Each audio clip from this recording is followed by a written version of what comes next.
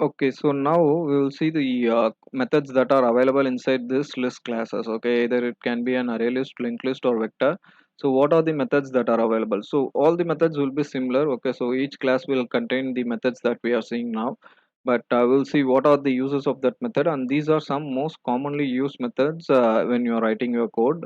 And firstly, I have initialized an object for the array list class. Okay, and this method you have, you know, right, add method, it just adds the values to this objects, and each value get assigned to the index appropriately. So 10 will be in 0th index, 20 will be in first index, this will be second, third, and fourth index. And now the size of this object is 5, correct?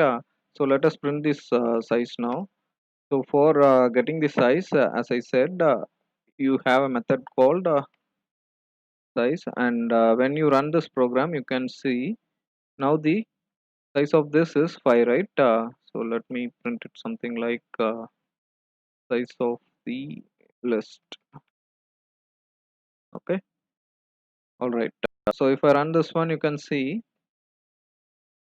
it displays the size as 5, and it is displaying all the values that we have added to that object. So how it is getting displayed, here we have used the get method. So get method allows you to get the values from each index. Okay, since we are iterating here as we have done this before, based on the size we are iterating, right? And we are passing the uh, I index here.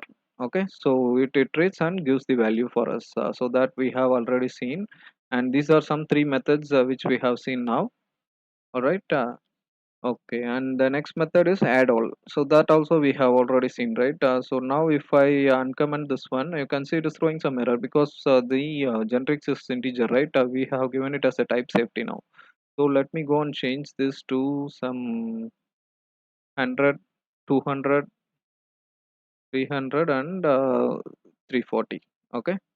Now you can see the error has been removed, and after this 5, this will get added now. Okay, so let me put this statement here so that we'll come to get the size of this object. So all these four values will get added to this obj object. Okay, and here you can see the size of the list is 9. Since we have four values here and we have five values, the size is increased to 9 now. And you can see the values that are added through the add method is getting displayed first, and we have added some values using the add all method, that is also getting displayed here.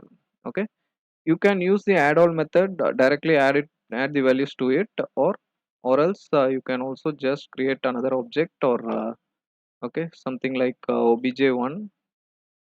All right, and here you can add it, obj1 dot add 100, because mostly, right, you can pass some collections inside this one. For that only you have this add all method. Okay, so when you're trying to merge some other collections to your uh, available collection, right, at that time you can use the add all method.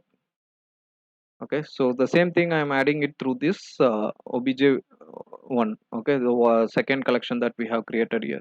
And let me change this, I will remove this one, and I will add this obj1 here in this. You can see here, right? So when I mouse over on this add all, right, you can see it is adding some collections with the element. Okay, type safety integer. So this is an integer thing, right? So I can able to add this one now. And if I run this program, the same output you will be getting. The size of the list will be 9. Okay, and now you can see the first this comes from the first array list. Okay, and this comes from the second array list, and it got merged using the add all method here. Okay, so this is how you use the add all method in your code. When you want to merge two lists, you can use the add all method. Okay, and now the next one what we can see is yeah, so this one we have already seen, right? So you can specify an index. Say for example, if I want to add an value in the first index as 90. Okay, so let me close this one. I'll put the index as 1 and I will add it as 90. Okay, so if I run this one, you can see this 90 will get added to the first index. Okay, and the 20 will get moved to the second, 34 will get moved to the third, and 40 will get moved to the fourth. Like that it will keep on moving, and the size of the list also you can see it got increased to 10. previously it was 9, right? So it got increased to 10. So now the array size has been grown, and we are inserting a value specifically to the first index. So this is what I have said in the PPT also.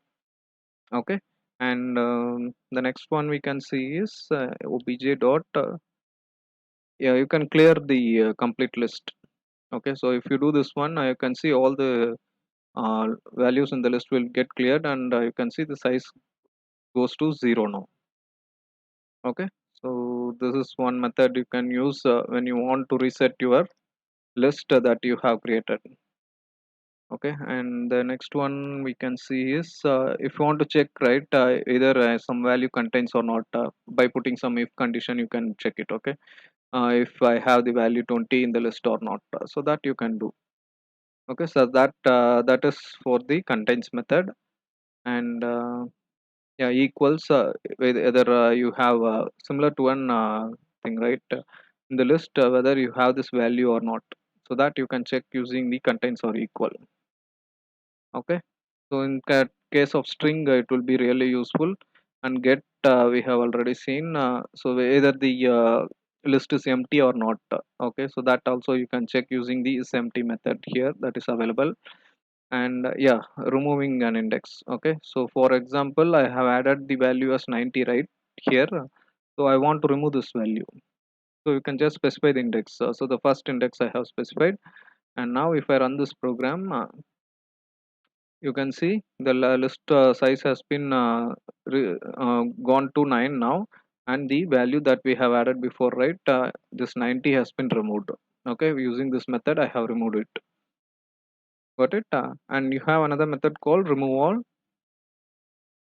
and that you have to pass the collection. So if, say for example, if I want to remove all these four values, okay, so you can directly pass this list here.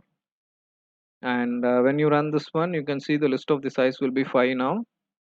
Okay, and this values added in the second list is got removed now.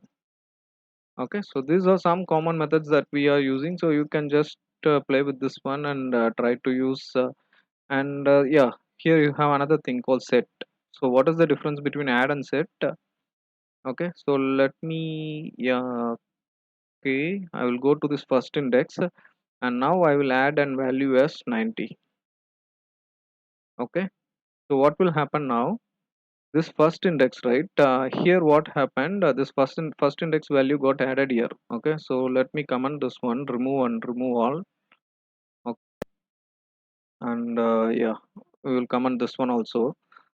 So if I run this one, when I add this one, right, it got added to the first index, and the 20 got moved to the second index using this add method, correct? But if you are using the set method, right, yeah, you will see I am changing it to 95. Okay, and if I execute this program, you can see the first index got replaced here. Okay, so this 90 doesn't move to the second index now, it got replaced to 95. Okay, so that is the difference between add and set. Okay, so add will just insert a value, and the values which was before in that index will get moved down. But for the set, it will just replace that value in that index. Okay, so previously it was 90, right? This first index value was 90. When I changed using the set method to 95, it got replaced, and the 90 got removed from that index itself. Okay, so this is the use of the set index, and these are some commonly used methods that are available in this list classes. Okay, say for example, if I'm commenting this one, and if I take linked list, right, the similar operation will perform, and you will not be able to see any kind of changes. Okay, so if I run this one, the similar output you will be getting it. Okay, so there will not be any kind of change, and all these methods are available in everything, array list, linked list, and vector as well. So if I go and change this to vector, okay, and if I'm running this one, there will not be any change, because all these methods, add all, clear, remove all, set, get, size, everything is available in each classes that are available inside this list interface. Okay, so that's why you can use the same methods using all this list, but there are some differences when you are using. So based on your requirement, you need to choose which class you need to choose for your collection. Okay, So that is the difference. So these differences we will see now, and based on that, you can decide when you are writing your code.